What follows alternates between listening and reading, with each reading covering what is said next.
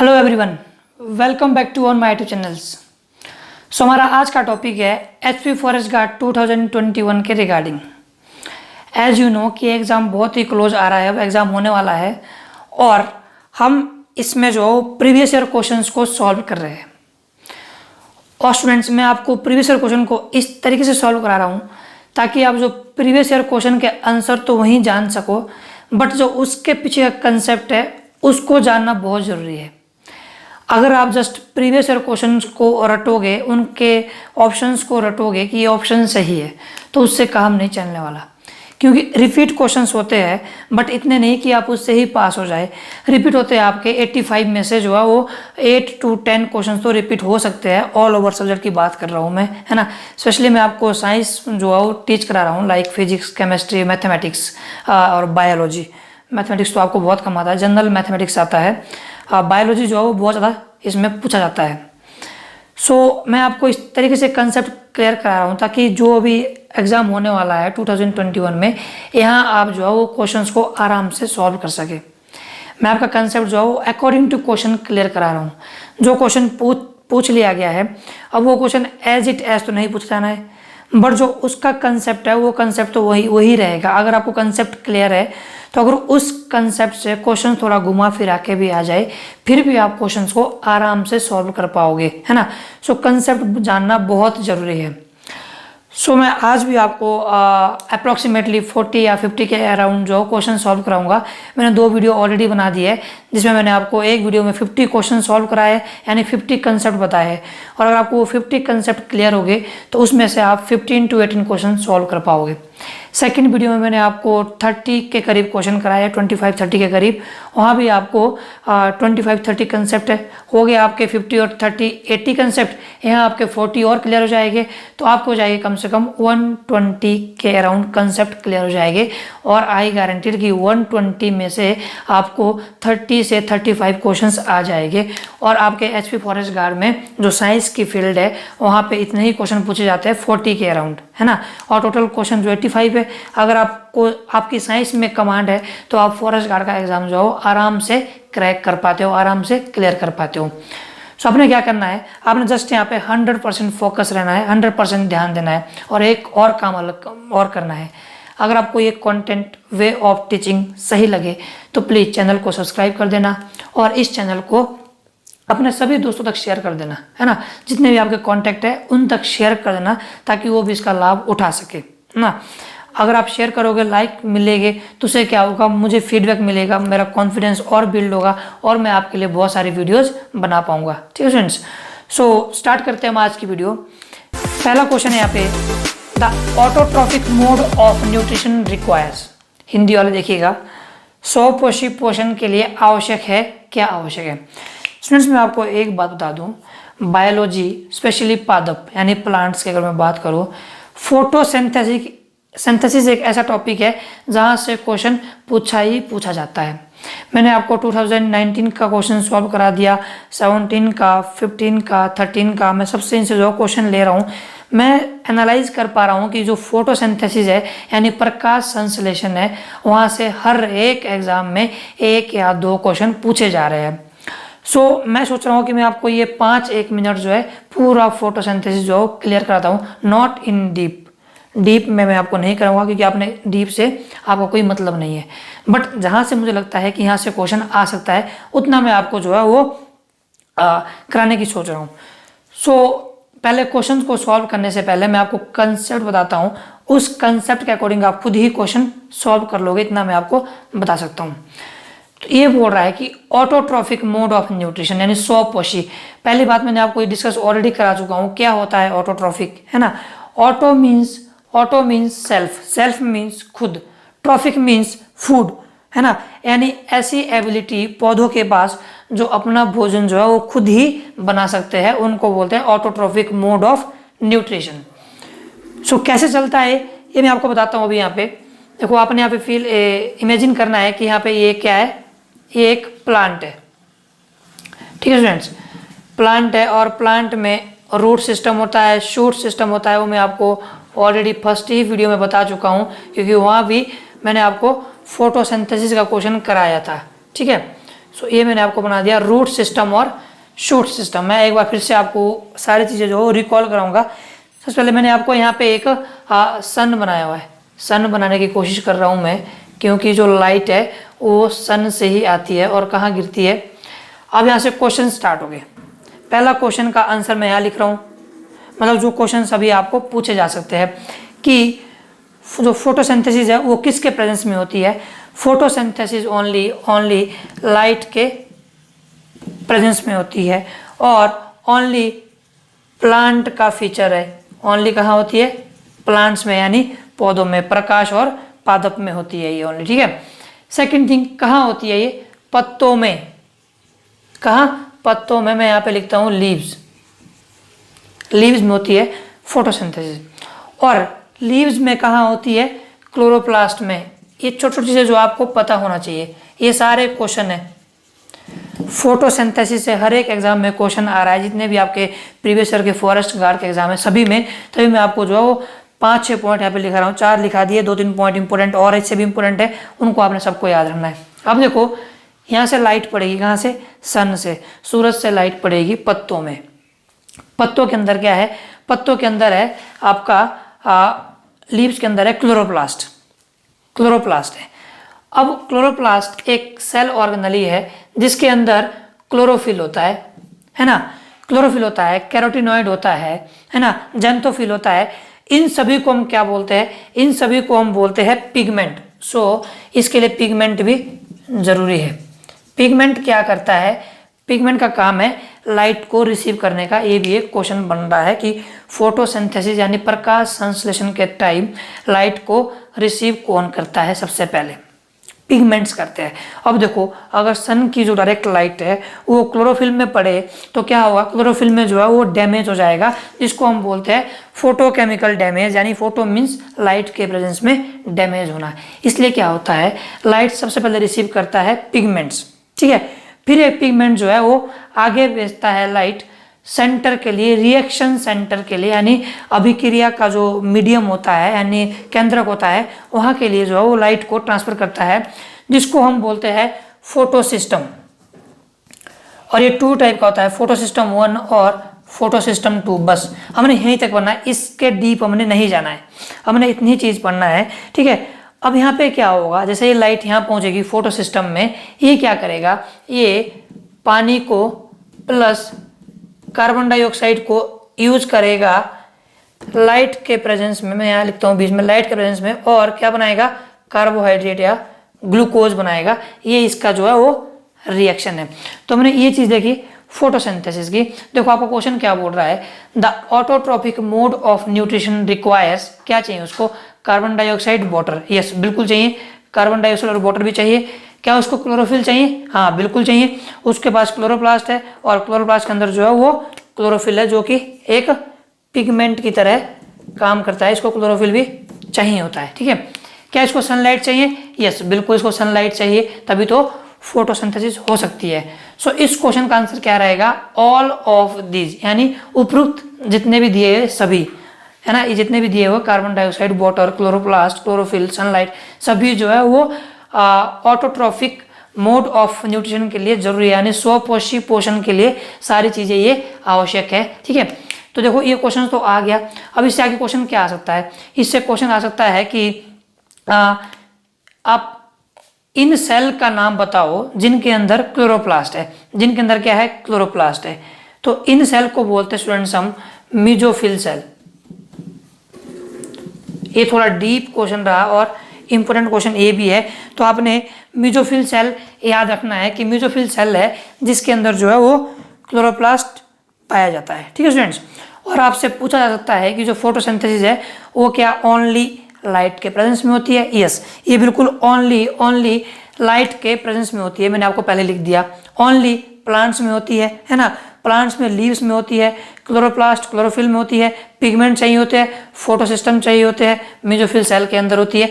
इतने ही क्वेश्चन है जो आपको फोटोसिंथेसिस में पूछ सकते हैं फॉरेस्ट गार्ड में। तो मैंने आपको ये थोड़ा कंसेप्ट बता दिया। और स्टूडेंट्स ऐसा नहीं है कि फॉरेस्ट गार्ड में जो है वो पूरे मेमोरी बेस्ड क्वेश्चन आते हैं, उसमें कंसेप्ट नहीं पूछा जाता। देखो यहाँ पे पूरा कंसेप्चुअल क्वेश्चन पूछा गया था। हमने पहले ये पढ़ा, ये पढ़ा, ये पढ़ा, ये पढ़ा, ये पढ़ा, फाइनली हम कहाँ पहुंचे, पानी, कार्बन डाइऑक्साइड और ग्लूकोज के लिए, और क्वेश्चन आपका फाइनली यहीं से आया था। ठीक है, तो आपको ये सारे कंसेप्ट क्लियर होने चाहिए, तभी आप जो है वो आगे भी इस टॉपिक से आने वाले क्वेश्चंस को सॉल्व कर पाओगे। बहुत इजी क्वेश्चन है स्टूडेंट, कोई ज़्यादा इसमें बड़ी साइंस नहीं है ना। आप बचपन से लेकर पढ़ते आ रहे हैं, प्रकाश संश्लेषण आपके 8वीं 9वीं 10वीं में तो पढ़ाई है आपने, है ना। उसके बाद बेशक किसी की स्ट्रीम अलग हो जाए वो अलग बात है, बट 10th तक तो आपने भी पढ़ा हुआ है प्रकाश संश्लेषण को। ठीक है, तो ये था पहला क्वेश्चन आपका। ओके, नेक्स्ट क्वेश्चन है, viruses are made of. Virus का नाम लेते ही मतलब क्या बताए, है ना, कुछ अजीब सा फील होता है, क्योंकि इस वायरस ने पूरी दुनिया को परेशान कर दिया है, ये आपको भी पता है। सो हमारा क्वेश्चन क्या है यहाँ पे, वायरसेस किससे बने होते हैं, यानी विषाणु किससे बने होते हैं, वायरस को बोलते हैं हम विषाणु। सिंपल क्वेश्चन है, वायरस किससे बने होते हैं, सिर्फ और सिर्फ न्यूक्लिक एसिड और प्रोटीन से, है ना। यानी इसका ऑप्शन क्या रहेगा, बोथ। बोथ मतलब दोनों, ए और बी, न्यूक्लिक एसिड और प्रोटीन, इसका ऑप्शन रहेगा सी। ठीक है, तो मैं थोड़ा वायरस के बारे में बताता हूं, जब आप टॉपिक छिड़ ही गया है। देखो स्टूडेंट्स, जो वायरस का स्ट्रक्चर है उसको यहाँ पे बनाने की जरूरत नहीं है, मैं सिंपली आपको बताता हूँ। इर्रेगुलर मैनर में, मतलब सिंपल मैनर में, मानो कि वायरस है, इसके अंदर ओनली न्यूक्लिक एसिड और प्रोटीन होता है। ये क्वेश्चन तो पूछ लिया। अब आगे पूछ सकते हैं आपसे कि न्यूक्लिक एसिड तो 2 टाइप के होते हैं, डीएनए न्यूक्लिक एसिड है, आरएनए न्यूक्लिक एसिड है ना। मतलब जेनेटिक मटेरियल डीएनए भी है, आरएनए भी है। तो वायरस में कौन सा पाया जाता है, very very important question, virus में ओनली आरएनए पाया जाता है, राइबोज न्यूक्लिक एसिड पाया जाता है वायरस में। और आपको पता है क्या हमें वायरस दिखाई देता है, अगर हमें वायरस दिखाई देता तो पूरी दुनिया इस कोरोना वायरस से परेशान नहीं होती। दिखता तो इतने में इसमें कोरोना वायरस के पीट पीट के बुरे हाल कर दिए होते, खास करके हिंदुस्तान के लोगों ने, है ना। अदरवाइज यहाँ तो पूरा वर्ल्ड जो है वो सफ़र कर रहा है कोरोना वायरस की बीमारी से। तो ये कैसा है, ये इनविजिबल है, जिसको हम बोलते हैं माइक्रोस्कोपिक, यानी हमें ये नहीं दिखाई देता है, नंगी आंखों से हम इसको नहीं देख पाते हैं। वायरस को नेक्स्ट क्वेश्चन, वायरस को देखने के लिए किस चीज़ की जरूरत पड़ती है, वायरस को देखने के लिए जरूरत पड़ती है इंस्ट्रूमेंट की, डिवाइस की, जिसका नाम है माइक्रोस्कोप, है ना। और ये भी 2 टाइप के होते हैं माइक्रोस्कोप भी, एक होता है लाइट माइक्रोस्कोप, ठीक है, और एक होता है डार्क माइक्रोस्कोप, या होता है इलेक्ट्रॉन माइक्रोस्कोप। ठीक है, ये कुछ एक चीज़ें जो आपने याद रखनी है। स्टूडेंट्स, मैं आपको एक चीज़ की गारंटी यहाँ भी दे सकता हूँ कि इस बार जो है वो वायरस से क्वेश्चन आना ही आना है ना। और वायरस कौन सा, वायरस से आएगा, कोरोना वायरस से क्वेश्चन। मैंने आपको बता दिया, कोरोना वायरस में आरएनए एक जेनेटिक मटेरियल की तरह काम करता है, माइक्रोस्कोपिक है ना। 2 क्वेश्चन यहाँ पे हो गए। सेकंड ये कि आपने क्या करना है, मेरे चैनल को विजिट करना है, यही विनोद लर्निंग हब को आपने विजिट करना है, लर्निंग हब को आपने विजिट करना है। ठीक है, आपको एक वहाँ पे प्लेलिस्ट मिलेगी, जब आप ओपन करोगे चैनल को, ठीक है, अंदर जाओगे चैनल में, आपको प्लेलिस्ट मिलेगी किसके नाम से, कोविड-19 के नाम से, कोविड-19 के नाम से आपको एक प्लेलिस्ट मिलेगी। अब कोविड-19 में आपको 3 से 4 वीडियो मिलेगी, वो भी ओनली 10 से 12 मिनट्स की। ठीक है, अगर आपने ये 3 से 4 वीडियो देख ली, 3 क्या, आप फर्स्ट वीडियो देखना जिसमें मैंने आपको इंट्रोडक्शन बताइए, आप जस्ट उतना देखना, एक ही वीडियो इंट्रोडक्शन की, उतनी आपके लिए सफिशेंट है। और मैं गारंटी के साथ बोल सकता हूं कि कोरोना वायरस से क्वेश्चन जरूर आएगा फॉरेस्ट गार्ड में, और आप उस ही एक वीडियो से जो है वो मतलब जो क्वेश्चंस आएगा आपका भी 2021 फॉरेस्ट गार्ड में, उसको आराम से सॉल्व कर पाओगे। इतनी चीज़ की गारंटी मैं आपको दे सकता हूँ, बाकी आपकी मर्जी। ठीक है, सो नेक्स्ट क्वेश्चन है, cell wall is present in, Hindi में देखिएगा, कोशिका भित्ति किस में पाई जाती है। इसके लिए भी आपको थोड़ा बहुत कंसेप्ट पता होना चाहिए कि सेल वॉल होती कहाँ है, क्या होती है। मैंने आपको ऑलरेडी बता दिया है, जो हमारी बॉडी है ना, ये किससे बनी है, ये एक कोशिका से बनी है। स्ट्रक्चरल फंक्शनल यूनिट कौन है हमारी बॉडी का, एक कोशिका है, जिसको हम सेल बोलते हैं। बहुत सारे सेल डिवाइड करते हैं, सेल डिवीजन के थ्रू, माइटोसिस और मियोसिस के थ्रू, एक सेल से 2 बनते हैं, 2 से 4, 4 से 8, 8 से 16, इस तरह से एंड सो ऑन। बहुत सारे सेल बनते हैं और एक टिश्यू बनाते हैं, यानी उत्तक, इसको उत्तक बोलते हैं हिंदी में, टिश्यू बनाते हैं। फिर बहुत सारे टिश्यू जो आगे ऑर्गन बनाते हैं, लाइक हमारे एयर ऑर्गन है, नोज ऑर्गन है, लिप्स ऑर्गन है, माउथ ऑर्गन है, टीथ ऑर्गन है ना, हमारी जो है ये फिंगर्स ऑर्गन है, सब ये ऑर्गन बनाते हैं। फिर ये बहुत सारे ऑर्गन मिलके एक पूरा ऑर्गन सिस्टम प्रिपेयर करते हैं, पूरे लिविंग सिस्टम को प्रिपेयर करते हैं। सो अल्टीमेटली एक सेल है, और सेल है क्या, लो ये सेल है ना, ये सेल है। अब आपने क्या याद रखना है, जो एनिमल सेल है उसमें कभी भी बाहर सेल वॉल नहीं पाई जाती, यानी हमारे जो सेल है, बॉडी के सेल है, कोशिका है, हमारे कोशिकाओं में कोशिका भित्ति नहीं पाई जाती, यानी सेल वॉल नहीं पाई जाती है। बट प्लांट में, प्लांट का जो सेल का स्ट्रक्चर है, ये मैंने आपको एनिमल के सेल का स्ट्रक्चर बताया इस तरह से, और प्लांट का लिटिल बिट इस तरीके से होता है, लाइक दिस फॉर्म में।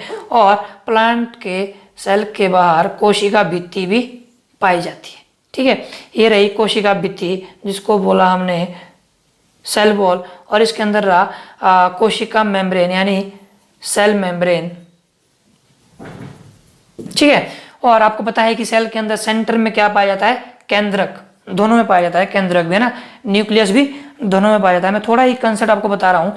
फिर जो ये एरिया है, इसको बोलते हैं हम यहाँ से यहाँ तक और यहाँ से यहाँ तक, पूरा जो एरिया है इसको बोलते हैं हम साइटोप्लाज्म। दोनों के केस में, दोनों मतलब plant cell as well as animal cell, plant cell as well as animal cell, ठीक है। पूरा जो एरिया है साइटोप्लाज्म में। डिफरेंस क्या है, यहाँ पे बहुत सारी ऑर्गेनेली पाई जाती है, माइटोकॉन्ड्रिया, यहाँ भी माइटोकॉन्ड्रिया, ठीक है। गोल्जी बॉडी, यहाँ भी गोल्जी बॉडी, वैक्यूल, यहाँ भी वैक्यूल, ठीक है। बट यहाँ एक्स्ट्रा पाया जाता है क्लोरोप्लास्ट। क्या पाया जाता है, क्लोरोप्लास्ट। ये आपने डिफरेंस याद रखना है।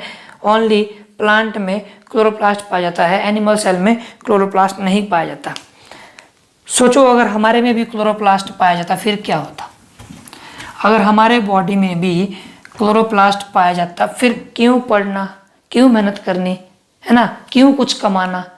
अगर हमारे बॉडी में क्लोरोप्लास्ट पाया जाता फिर हमारा जस्ट एक एम होता कि बस धूप लग जाए, वहाँ सो जाओ, लेट जाओ। धूप लगी, खुद ही जो है वो प्रकाश संश्लेषण चलेगा, फोटोसिंथेसिस चलेगी और भोजन प्रिपेयर हो जाएगा। तो क्या जरूरत है फिर पढ़ने की, है ना, और क्या जरूरत है फिर मेहनत करने की। खाना तो बन जाएगा 3 टाइम का बढ़िया से, है ना। धूप लगे, जिस दिन धूप नहीं लगे उसके लिए पहले हम खाना जो स्टोर कर देंगे। जैसे पेड़ पौधे भी जो है खाने को स्टोर करके रखते हैं। जैसे आजकल बरसात का मौसम है, धूप बहुत कम लगती है, तो पेड़ पौधों ने क्या किया हुआ, पहले ही भोजन बना के रख दिया है अपने मतलब स्टोर हाउस में, माइटोकॉन्ड्रिया में, है ना, कि भाई कोई बात नहीं, लगने दो, बारिश होने दो, कोई बात नहीं, धूप नहीं लग रही कोई बात नहीं, हमारे पास कम से कम 1 महीने का जो है वो खाने का इंतजाम है, हाँ फिर लगनी चाहिए, है ना। फिर हम भी वैसे ही जो खाना बना लेते। बट ये जो ऑर्गेनली ये पॉसिबल नहीं है। जिस टाइम ये ऑर्गेनली एनिमल में डाल दी तो उस टाइम फिर बल्ले बल्ले, ठीक है। सो नेक्स्ट है आपका स्मॉलेस्ट सेल, सबसे छोटी कोशिका। सेल को आपको पता लग गया सेल क्या होता है, ठीक है। सबसे छोटी कोशिका है आपकी माइकोप्लाज्मा, ठीक है। और इसको प्लूरोनिमोनिया लाइक ऑर्गेनिज्म भी बोलते हैं, PPLO। तो अगर यहाँ से इस ऐसे आपको लिखा आ जाए स्मॉलेस्ट सेल, तो आपने यहाँ भी क्लिक करना है, यानी प्लूरोनिमोनिया लाइक ऑर्गेनिजम्स, ठीक है। स्मॉलेस्ट सेल तो क्वेश्चन आ गया। हो सकता है आपसे क्वेश्चन पूछा जाए लार्जेस्ट सेल, तो आप क्या बोलोगे लार्जेस्ट सेल। लार्जेस्ट सेल यानी लंबी कोशिका कौन है, लंबा जो कोशिका है, आपने सुना होगा ऑस्ट्रिच, है ना। एग सेल ऑफ ऑस्ट्रिच जो है वो, मैं इसको हिंदी में ऑस्ट्रिच पता नहीं क्या बोलते हैं, एग सेल ऑफ ऑस्ट्रिच जो है वो लार्जेस्ट है। फिर आपसे पूछ लिया जा सकता है लॉन्गेस्ट सेल। मैंने आपको ऑलरेडी पढ़ा दिया है न्यूरॉन लास्ट वीडियो में, यानी इससे पहले वाली वीडियो में। न्यूरॉन जो सेल है वो कैसी है, वो लॉन्गेस्ट सेल है। थोड़ा एक और कंफ्यूजिंग क्वेश्चन आता है कि largest cell of human body, largest cell of human body यानी मानव जंतु की सबसे लंबी कोशिका, है ना। मानव जंतु की सबसे लंबी कोशिका कहाँ होती है, फीमेल ओवम में। पहली बात कि ओवम जो है ओनली फीमेल के केस में पाया जाता है, जिसके अंदर बच्चा पलता है, ठीक है, उसको हम ओवरी बोलते हैं, ओवरी के अंदर ओवम होता है। तो जो अगर आपको अलग से क्वेश्चन पूछा जाए कि भाई हाँ ह्यूमन के केस में आप लार्जेस्ट सेल बताइए, तो आपने बता देना है कि वहाँ है आपका फीमेल ओवम। ठीक है स्टूडेंट्स, तो ये थे आपके कंसेप्चुअल क्वेश्चन जिसको मैंने आपको बोर्ड में समझाना था। ठीक है, अब मैं आपको स्लाइड के थ्रू क्वेश्चन समझाऊंगा। अभी जो है वो कम से कम 15-20 क्वेश्चन मैं आपको स्लाइड के थ्रू समझाऊंगा। सो अगर आपका कोई भी क्वेरीज रहती है, कोई भी आपका क्वेश्चन रहता है, कोई भी अगर आपको कॉन्सेप्ट क्लियर नहीं होता है, तो आप हमेशा जो है वो फ्रीली कमेंट बॉक्स में पूछ सकते हैं। आप मुझे मैसेज जो है वो क्वेश्चन के रिगार्डिंग व्हाट्सएप में कर सकते हैं। मैंने आपको व्हाट्सएप नंबर ऑलरेडी शेयर कर दिया है 9805032252। अदरवाइज मुझे आप मेल भी कर सकते हैं vinod.chauhan2252@gmail.com में मुझे आप अपना क्वेश्चन जो है वो मेल भी कर सकते हो। अब देखते हैं हम स्लाइड्स में क्वेश्चन कैसे सॉल्व करते हैं। सो अब देखते हैं हम स्लाइड्स के थ्रू क्वेश्चंस। स्टूडेंट्स आपने यहाँ पे क्वेश्चन समझने की कोशिश करना, बड़े ही सिंपल क्वेश्चंस है। सो नेक्स्ट क्वेश्चन है आपका इधर, वर्गीकरण की इकाई। वर्गीकरण को इंग्लिश में बोलते हैं क्लासिफिकेशन। और स्टूडेंट्स ये भी बहुत ही इम्पोर्टेंट टॉपिक है अगर आप इसको ध्यान से देखोगे तो। वर्गीकरण की इकाई का मतलब है कि इसकी यूनिट क्या है, क्लासिफिकेशन की यूनिट क्या है। पहली बात आपको नॉलेज होना चाहिए कि क्लासिफिकेशन क्या होता है। क्लासिफिकेशन का मतलब होता है कि मानो कोई आपने नया ऑर्गेनिज्म या कोई नया जीव जंतु सर्च किया हुआ है या फाइंड किया हुआ है या खोज की है। अब उस ऑर्गेनिज्म को क्लासिफाई करना, एक पर्टिकुलर क्लास देना। जैसे कि अगर हम ह्यूमन की बात करते हैं, है ना, तो हमारी क्लास है मैमलिया। हम मैमल्स में आते हैं ना, लिविंग ऑर्गेनिज्म हम आते हैं मैमलिया में, हमारी वो क्लास है। वैसे ही जो हमने नया ऑर्गेनिज्म डिस्कवर किया हुआ है उसको क्लासिफाई करना पड़ता है, उसको नोमेनक्लेचर देना पड़ता है ना, उसको आइडेंटिफाई करना पड़ता है। बट अभी आपने जस्ट ये ध्यान रखना है कि क्लासिफाई कैसे करते हैं उसको। सबसे पहले उसको किंगडम देते हैं, है ना, डिवीजन देते हैं, फाइलम देते हैं। डिवीजन और फाइलम जो है, division in case of plant और फाइलम जो है वो इन केस ऑफ एनिमल आता है। ये आपने ध्यान रखना है, क्वेश्चन बन सकता है कि डिवीजन जो क्लासिफिकेशन है वो होता है प्लांट्स के केस में। ठीक है, और जो फाइलम क्लासिफिकेशन है ये होती है आपके एनिमल्स के केस में। ये क्वेश्चन आपका इधर यहाँ से बन सकता है। ठीक है, सेकंड थिंग है कि डिवीजन फाइलम उस तरह से आपका चलता रहता है, क्लास, है ना। अल्टीमेटली जो इकाई है, लोएस्ट इकाई है, वो है स्पीशीज। सबसे छोटी होती है स्पीशीज यानी प्रजाति। स्पीशीज को हिंदी में बोलते हैं प्रजाति। ठीक है, इसको बोलते हैं प्रजाति। फिर स्पीशीज के ऊपर आता है जीनस। ये आपने ऑर्डर याद रखना है। और जीनस के बाद फिर आपका जो है पता होना चाहिए आपको ऑर्डर, फैमिली, डिवीजन, किंगडम। मैं आपको जो है जिसका मुझे मैसेज आएगा व्हाट्सएप पे या कमेंट बॉक्स में कि नोट्स प्रोवाइड करो, तो उसको मैं ये चार्ट भी प्रोवाइड करा दूंगा जहाँ किंगडम से लेकर स्पीशीज़ तक मैं बना दूंगा। मैं किंगडम से लेकर स्पीशीज़ तक। और आपने वो सीरीज़ याद रखनी है कि किस सीरीज़ में वो चल रहा है। जब आपको सीरीज़ याद रहेगी तो आप यहाँ से क्वेश्चन जो है वो सॉल्व कर पाओगे, चाहे जैसा मर्जी क्वेश्चन आपको आए, आपको कोई इशू नहीं होगा सॉल्व करने के लिए। ठीक है, सो नेक्स्ट क्वेश्चन है हमारा इधर, सबसे छोटी कोशिका हमने स्टडी कर दिया है। ठीक है, हाँ, डबल रोटी के निर्माण में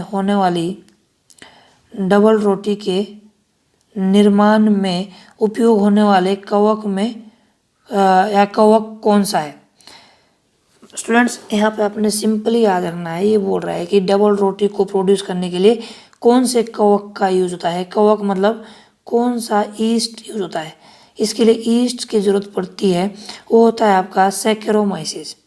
ठीक है, इसका अगर पूरा नाम हम देखते हैं तो वो है आपका सैकेरोमाइसिस सेरिविसियाई। सैकेरोमाइसिस, मैं शॉर्ट में लिख रहा हूँ, सेरिविसियाई। ठीक है, ये इसका पूरा नाम बनता है, साइंटिफिक नेम। और स्टूडेंट जो ये ईस्ट है यही है जो डबल रोटी को बनाने के लिए यूज़ होता है। और इस बार क्वेश्चन पूछा हुआ है आपको कि कौन सा कवक यूज होता है। हो सकता है नेक्स्ट टाइम आपसे पूछ लिया जाए कि कौन सा प्रोसेस यूज होता है। सो प्रोसेस को बोलते हैं फर्मेंटेशन। ये नेक्स्ट टाइम के लिए मैं आपको क्वेश्चन जो है वो तैयार कर रहा हूँ, ठीक है। फर्मेंटेशन हो सकता है आपसे पूछ लिया जाए कि ईस्ट कैसा ऑर्गेनिज्म है, लिविंग है, नॉन लिविंग है, यूनिसेलुलर है, मल्टी सेलुलर है, मतलब एक कोशिकाएं है या बहु कोशिकाएं है। तो आपने ध्यान रखना है जो ईस्ट है वो है यूनिसेलुलर यानी एक कोशिकाएं, है ना। और हम ह्यूमन बीइंग कैसे है, हम है मल्टी सेलुलर। तो ये कुछ क्वेश्चन आपने याद रखने हैं, ठीक है स्टूडेंट्स। सो नेक्स्ट आता है एग्रो फॉरेस्ट्री क्या होगा। देखो कुछ एक टर्म ऐसी होती है जिनको आपको स्विच करनी होती है यानी ब्रेक डाउन करनी होती है। इसको आप ब्रेक डाउन करो। एग्रो मीन्स, मैं इसको पहले इंग्लिश में लिखता हूँ, मतलब स्पेलिंग इसको एक्सपेल करता हूँ, एग्रो फॉरेस्ट्री इस तरह से। सो एग्रो का मतलब क्या होता है, एग्रो का मतलब होता है एग्रीकल्चर, है ना। और फॉरेस्ट्री का मतलब होता है फॉरेस्ट यानी जंगल। सो एग्रो फॉरेस्ट्री क्या है, वनों के लिए वृक्षक लगाना या फसल काटने के लिए या कृषि के साथ साथ उसी भूमि पर काष्ठीय बारहमासी वृक्ष लगाने। कृषि मतलब एग्रीकल्चर, वृक्ष लगाने बारहमासी मतलब 12 महीने वृक्ष लगाने मतलब फॉरेस्ट। सो जो एग्रो फॉरेस्ट्री है वो उसके सी ऑप्शन जो है वो राइट है। तो इसको आपको टर्म को ब्रेक डाउन करना है, आपका आंसर खुद ही निकल जाता है, ठीक है स्टूडेंट्स। ये थोड़ा ब्लर आ रहा है पिक्चर, बट मैं आपको ये अच्छे से समझा दूंगा। देखो क्वेश्चन है द ब्रांचेज ऑफ ग्रेबिया, जिसको हम ब्यूल बोलते हैं, tree are used to extract fibres by keeping them in. Hindi वाले समझिएगा, जो ब्यूल पेड़ है, धामन पेड़ की टहनियाँ में रेशा यानी जो सेल निकलता है, उन्हें निम्न में से किस प्रक्रिया से निकाला जाता है या किस प्रक्रिया में रखा जाता है। स्टूडेंट्स आपने ब्यूल देखा होगा, इसका साइंटिफिक नेम है ग्रेबिया, में यहाँ पे ऑलरेडी लिखा हुआ है, और एक्चुअल में स्पीशीज है ऑप्टिबा। ग्रेबिया ऑप्टिबा हम ब्यूल को बोलते हैं।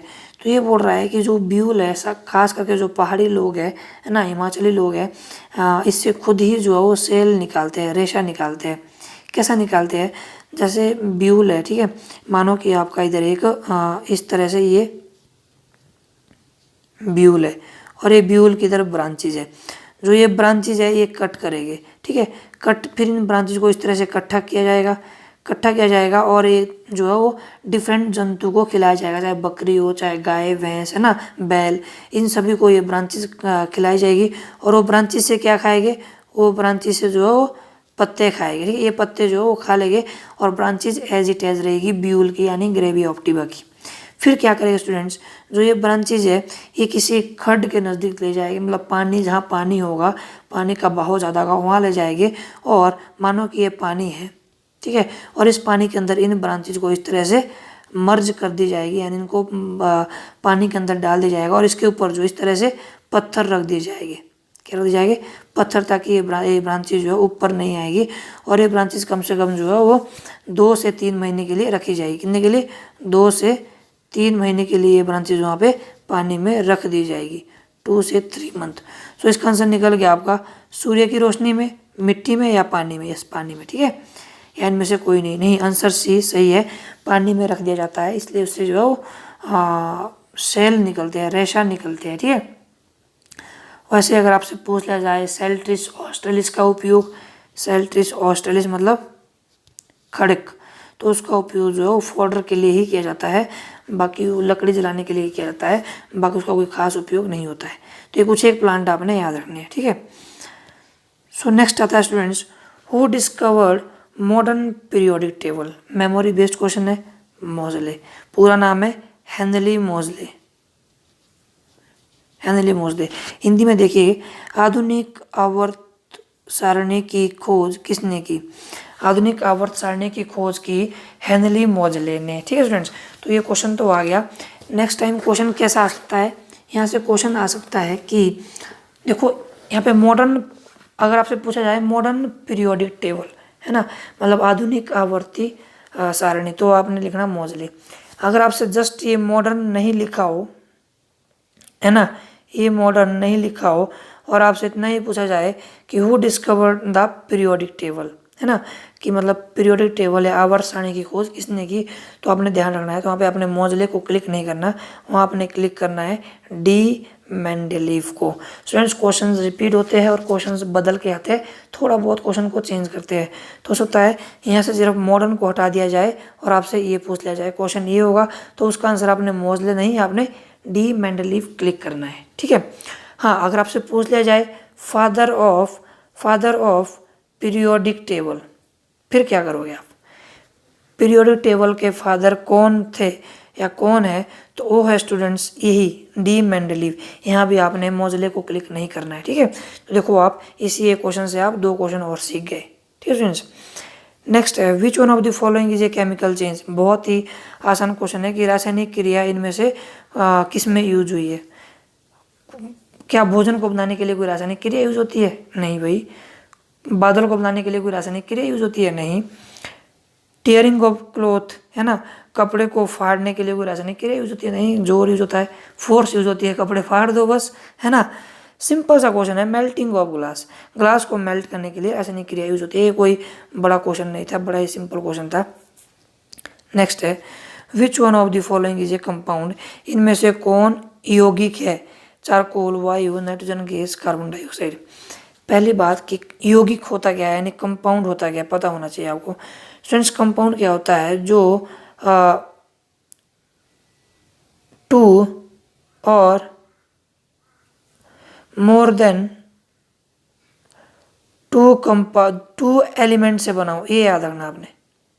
मैंने आपको यहाँ पे पूरी लाइन लिख दी कि कंपाउंड किसको बोलते हैं। कंपाउंड वो चीज़ है जो 2 या 2 से ज़्यादा एलिमेंट से बना हो, उसको बोलते हैं हम कंपाउंड। ठीक है। 2 या 2 से ज़्यादा एलिमेंट से बना हो, उसको बोलते हैं हम कंपाउंड। जैसे कि आप देखो कार्बन डाइऑक्साइड वो कार्बन से बना हुआ है प्लस ऑक्सीजन मॉलिक्यूल से बना हुआ है। ठीक है। अब देखो नाइट्रोजन गैस ओनली नाइट्रोजन से बना हुआ है।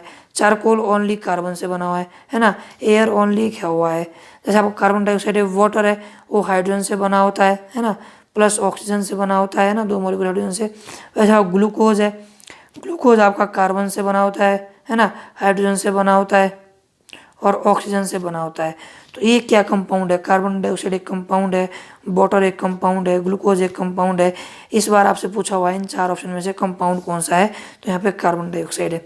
नेक्स्ट टाइम हो सकता है आपको ये 3 ऑप्शन एज इट एज रहे और कार्बन डाइऑक्साइड की जगह वाटर आए तो आपने वाटर को क्लिक करना है। अगर वाटर की जगह ग्लूकोज आए तो आपने ग्लूकोज को क्लिक करना है। ठीक है फ्रेंड्स, सिंपल क्वेश्चन है।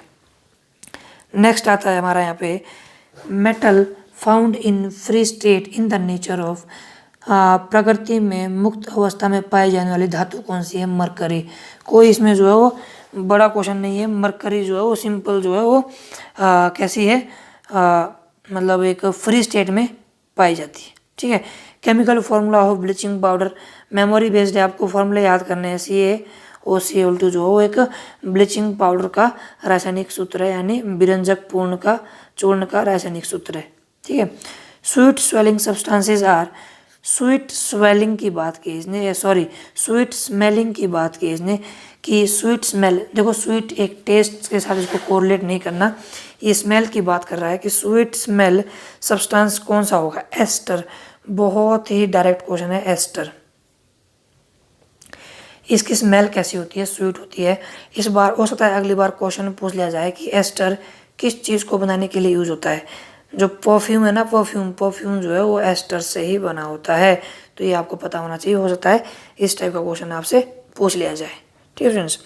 सो नेक्स्ट है आपका कि which one of the following is a poor conductor of heat. Poor conductor of heat, conductor of heat क्या होता है? मतलब जो हीट को कंडक्ट करता है, हीट को प्रोड्यूस करता है, हीट को रिफ्लेक्ट करता है, उसको बोलते हैं कंडक्टर ऑफ हीट। निम्नलिखित में से कौन सा ऊष्मा का कुचालक है? ठीक है, कौन सा है? देखो मरकरी नहीं है, मरकरी भी होता है बट उतना ज़्यादा नहीं होता है। सिल्वर तो बिल्कुल भी नहीं है। पुअर, ये पुअर पूछा हुआ है ना, जिसमें बहुत कम जो है हीट प्रोड्यूस होती है, पुअर की बात की है इसने। अगर ये बोलता हाईएस्ट तो उसका सिल्वर आंसर होता। तो पुअर स्टूडेंट लेड है ना, जो शीशा है वो कैसा है? पुअर कंडक्टर ऑफ हीट है। तो ये क्वेश्चन तो आ गया। अब नेक्स्ट टाइम कैसा क्वेश्चन पूछ सकते हैं आपसे? हो सकता है आपसे पूछ लिया जाए कि पुअर कंडक्टर ऑफ हीट यानी ऊष्मा का कुछ अलग पूछ लिया जाए और वहाँ पे लेड ऑप्शन में नहीं हो। ठीक है, और आपको ये 3 ही ऑप्शन हो, फिर चौथा ऑप्शन आपको हो नन ऑफ दीज या हो ऑल ऑफ दीज, तो आप किसको क्लिक करेंगे? सेकंड स्टूडेंट मरकरी है। मरकरी भी एक पुअर कंडक्टर ऑफ हीट है, बट लेड सबसे ज़्यादा है, फिर आता है मरकरी का नंबर, ठीक है। और अगर आपसे पूछ लिया जाए कि best conductor of heat, best कौन है भाई, तो आपको बिल्कुल याद रखना है आपने, सिल्वर जो है वो बेस्ट कंडक्टर ऑफ हीट है, ठीक है स्टूडेंट्स। नेक्स्ट देखो, ये क्वेश्चन में आपको मतलब एज इट एज क्वेश्चन नहीं था, मैंने आपको पीएच का जो है वो कैसे पता करते हैं मैंने आपको बता दिया था। पीएच कैसे फाइंड करते हैं, मतलब 7 होता है न्यूट्रल, ठीक है, 7 से नीचे होता है एसिडिक, है ना, 7 से ऊपर होता है बेसिक। मैं आपको डिटेल में पढ़ा चुका हूँ पीएच क्या होता है। सो यहाँ पूछा हुआ है, what is the nature of solution having the pH of 6, मतलब यह घोल जिसका पीएच 6 हो उसका स्वभाव निम्नलिखित में से कौन सा होगा।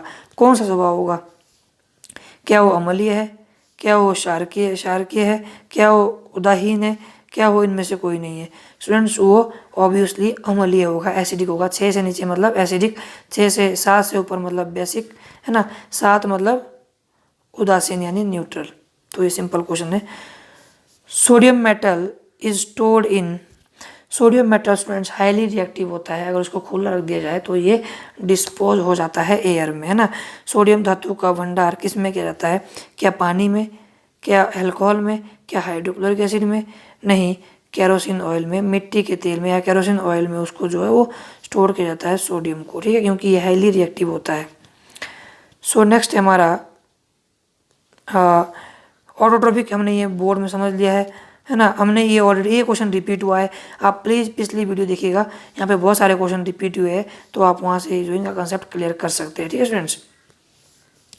नेक्स्ट है आपका इधर वायरस, हमने बोर्ड में स्टडी कर दिया है, ठीक है। Pneumonia is a serious disease of lungs, इसमें कोई समझाने की जरूरत नहीं है। सेल वॉल हमने बोर्ड में स्टडी कर दिया है अभी इसी वीडियो में, ठीक है। Human heart has a 4 complex यानी 4 चैम्बर, आपने देखा होगा स्टूडेंट्स ह्यूमन हार्ट कैसा होता है। ह्यूमन हार्ट के अगर मैं चैम्बर की बात करूं तो इस तरह से ह्यूमन हार्ट के जो है वो 4 चैम्बर होते हैं, लाइक इस फॉर्म में, ठीक है ना। इसको हम बोलते हैं राइट ऑरिकल, ठीक है, इसको हम बोलते हैं लेफ्ट ऑरिकल, इसको बोलते हैं हम राइट वेंट्रिकल और इसको बोलते हैं हम लेफ्ट वेंट्रिकल। इस तरह से यहाँ पे 4 जो है वो चैम्बर होते हैं हार्ट के। तो ये क्वेश्चन तो आपसे पूछ लिया, हो सकता है अगली बार आपसे पूछ लिया जाए ह्यूमन हार्ट का ओरिजिन कैसा है, कहाँ से ओरिजिन होता है, तो इसका ओरिजिन है मायोजेनिक, ये आप इसको जो है वो याद कर लो, मायोजेनिक है। और आप बोल सकते हैं एक्चुअल में आपसे पूछ लिया जाए किस लेयर से हुआ है, तो आपने ध्यान रखना है मीजोडर्म, इसका ओरिजिन कैसा है, मीजोडर्म ओरिजिन है, ये आपने याद रखना है। फिर हार्ट होता कहाँ है, हार्ट की लोकेशन कहाँ होती है। अधिकतर स्टूडेंट्स, अधिकतर लोग बोलते हैं हमारा हार्ट जो लेफ्ट साइड है, मैं इस बात को नहीं मानता, मैं इस बात को नहीं मानता हूँ स्टूडेंट्स, है ना। मानो ये इधर ह्यूमन की बॉडी है, ठीक है, यहाँ पे क्या है, एक ह्यूमन की बॉडी है लाइक दिस, यहाँ पे एक ह्यूमन की बॉडी, मैंने ऐसे आपको यहाँ पे ह्यूमन की बॉडी बनाई है जस्ट फॉर इमेजिन के लिए। तो स्टूडेंट्स हार्ट कहाँ होता है, जो ये मानो यहाँ पे एक लंग्स है दूसरा लंग्स है, हार्ट बिल्कुल बीच में होता है ना। हार्ट की लोकेशन क्या होती है, situated in the thoracic cavity of lungs, बिल्कुल जो लंग्स की थोरैक कैविटी होती है उसके बीच में हार्ट पाया जाता है। हम क्यों बोलते हैं कि हार्ट लेफ्ट साइड होता है, क्योंकि इसका जो एक ऑरिकल है वो लेफ्ट की ओर होता है, इसीलिए हम बोलते हैं कि लेफ्ट साइड होता है, अदरवाइज में लेफ्ट साइड हार्ट नहीं होता है, ठीक है। When water enters the guard cell stomata should be close. देखो स्टोमेटा क्या होता है स्टूडेंट्स, स्टोमेटा जो है वो पौधों के लीफ में पाए जाते हैं। मानो ये लीफ है तो लीफ की जो आउटर लेयर है यहाँ स्टोमेटा पाए जाते हैं, ठीक है। और ये स्टोमेटा क्यों पाए जाते हैं, ये होता है, देखो अगली बार आपसे क्वेश्चन पूछ लिया जाए स्टोमेटा का काम क्या होता है, एक्सचेंज ऑफ गैसेज, गैसेस को एक्सचेंज करना ही स्टोमेटा का काम होता है, ये चीज़ आपने याद रखना है, ठीक है। गैसेस को एक्सचेंज करना ही स्टोमेटा का काम होता है, ये आपके माइंड में बिठा के रखना है आपने। अब क्या होगा, तो स्टोमेटा में वाटर एंटर हो जाएगा तो स्टोमेटा क्लोज हो जाएंगे, जब वहाँ से वाटर बाहर आ जाएगा तो स्टोमेटा फिर से ओपन हो जाएंगे, वो गैस को एक्सचेंज करेंगे, वाटर को लेके फिर से क्लोज हो जाएंगे। तो आपने याद रखना है कि स्टोमेटा का काम क्या होता है, वाटर को एक्सचेंज करने, गैसेस को एक्सचेंज करने के लिए। और जब उसमें वाटर एंटर हो जाएगा तो स्टोमेटा क्या हो जाएगा, स्टोमेटा क्लोज हो जाएगी, ठीक है। ये क्वेश्चन रिपीट हुआ है, मैंने आपको ये पिछली वीडियो में स्टडी करा दिया, तो आप प्लीज़ पिछली वीडियो देखिएगा। स्टूडेंट्स आप मेरी तीनों वीडियो देखते हैं तो मैं आपको गारंटी देता हूँ कि आप जो है 30 से 35 क्वेश्चन जो है साइंस की फील्ड से सॉल्व कर पाओगे। मैं एक दो वीडियो और बनाऊंगा, फिर उसके बाद मैं फुल्ली गारंटी रहूँगा जितने भी साइंस के क्वेश्चन आएंगे, स्पेशली बायोलॉजी के, देन केमिस्ट्री, देन फिजिक्स के, आप उन सभी को सॉल्व कर पाओगे आराम से। ठीक है, HP फॉरेस्ट गार्ड में। देन नेक्स्ट है कि pepsin is inactive in stomach without. देखो पता होना चाहिए पेप्सिन क्या है। पेप्सिन एक ऐसी एंजाइम है जो स्टोमक में पाई जाती है और फूड को पचाने में सहायता करती है ना। देखो inactive in stomach without hydrochloric acid, HCl ही है जो, HCl मतलब हाइड्रोक्लोरिक एसिड ही है जो पेप्सिन को एक्टिव करती है। ठीक है, जो पेप्सिन को एक्टिव करती है। वैसे इस बार तो आपसे पूछ लिया, अगली बार आपसे पूछा जा सकता है कि पेप्सिन का काम क्या होता है। पेप्सिन का काम होता है भोजन को डाइजेशन के लिए, यानी ब्रेक डाउन करने के लिए ये काम होता है पेप्सिन का। ठीक है स्टूडेंट्स। देन नेक्स्ट है the photosynthate is translocated in phloem tissue. हमने ये चीज़ भी स्टडी कर दी है, भी रिपीट क्वेश्चन है ना। हाइपर क्वेश्चन है hypermetropia can be corrected by using convex lens. सबसे पहले आपको जानना चाहिए हाइपरमेट्रोपिया होता क्या है। हाइपरमेट्रोपिया होता है स्टूडेंट्स एक डिजीज है, और ये डिजीज उसको होती है, मानो कोई एक ह्यूमन है, यहाँ पे क्या है, ह्यूमन की खोपड़ी है। ठीक है, और इसके नज़दीक में कोई हमने यहाँ पे ऑब्जेक्ट रखा हुआ है, नज़दीक में ऑब्जेक्ट रखा हुआ, और इसको ये नहीं देख पा रहा है, मतलब विजिबल नहीं कर पा रहा है, तो हम बोलेंगे इसको जो है हाइपर मेट्रोपिया डिजीज है, क्योंकि नज़दीक की नज़र इसकी कमज़ोर है। और अगर ऑब्जेक्ट यहाँ हो, दूर हो, तो इसको यहाँ पे ये देख सकता है। दूर की नज़र अच्छी है और नज़दीक की नज़र कमज़ोर है, तो उसको बोलते हैं हम हाइपरट्रोफिया। तो इसको कैसे हम सही कर सकते हैं, मतलब दीर्घ दृष्टि दोष को दूर करने के लिए निम्नलिखित में से कौन सा उपयोग किया जाता है, उत्तल लेंस का। देखो कन्वेक्स लेंस क्या करता है, वो इमेज को लार्ज बनाता है। क्या बनाता है, इमेज यानी स्ट्रक्चर को, यानी इमेज को कैसे बनाता है, वो लार्ज बनाता है, ऑब्जेक्ट को बड़ा बनाता है कॉन्वेक्स लेंस। और अगर बात की जाए कॉन्वेक्स मिरर की, तो इसका पूरा उल्टा है कि इमेज को स्मॉल, ये कंसेप्ट आपने याद रखना है। कन्वेक्स लेंस है जो इमेज को लार्ज बनाता है, कन्वेक्स मिरर है जो इमेज को छोटा बनाता है। आपने कन्वेक्स मिरर को याद रखना है, जो कार में लगे होते हैं ना आगे पीछे वाली गाड़ियों को देखने के लिए, वो होते हैं कन्वेक्स मिरर। तो पीछे वाली गाड़ियाँ कैसे दिखती है, हमें शॉर्ट दिखती है उस मिरर में। अगर आपसे पूछा जाए कनकेव मिरर, तो कनकेव मिरर इसका पूरा उल्टा है, इमेज को लार्ज बनाता है। ठीक है, और कनकेव लेंस इमेज को स्मॉल बनाता है, पूरा इसका जो है वो उल्टा है। तो ये चीज़ आपने याद रखनी है। ठीक है स्टूडेंट्स। सो हमने ये क्वेश्चन जो हमने आज जो है वो डिस्कस करने थे। बाकी सारे क्वेश्चन जो है वो ज़्यादातर जो है रिपीटेड क्वेश्चन है। आप यहाँ देखो, यहाँ भी ये क्वेश्चन भी कैसा है, ये क्वेश्चन भी यहाँ पे रिपीट हुआ है, काता, हमने ये स्टडी कर लिया। ठीक है, नेक्ड सीट कहाँ प्रेजेंट होते हैं, नेक्ड सीट प्रेजेंट होते हैं जिम्नोस्पर्म में। ठीक है, मैं ये चीज़ भी आपको डिटेल में स्टडी करा चुका हूँ पिछली वीडियो में। और सिल्क वॉर्म किससे रिलेटेड है, ये भी हमने जो है वो स्टडी करा दिया है ना, मलबेरी लीव से। तो ये सारे रिपीटेड क्वेश्चन है। तो आपने क्या करना है स्टूडेंट्स, मैं आपको सजेस्ट कर सकता हूँ, मैंने 2 वीडियो ऑलरेडी बना दी है। ठीक है, आप मेरे चैनल को विजिट करिएगा, और वहाँ पे फॉरेस्ट गार्ड का एक प्लेलिस्ट बनी है, उस फॉरेस्ट गार्ड में आपको 2 वीडियो मिल जाएगी, आप उनको देखिएगा, वो आपके काम की रहेगी। और ये वाली वीडियो आपने पूरी देखनी है। और अगर आपको कॉन्टेंट सही लगे, वे ऑफ टीचिंग सही लग रहा हो, तो प्लीज़ चैनल को सब्सक्राइब करिएगा।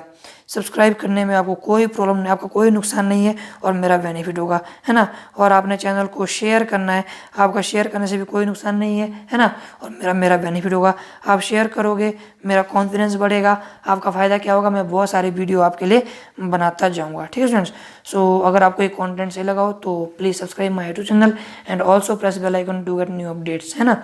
सो this is all about of today. Thank you so much.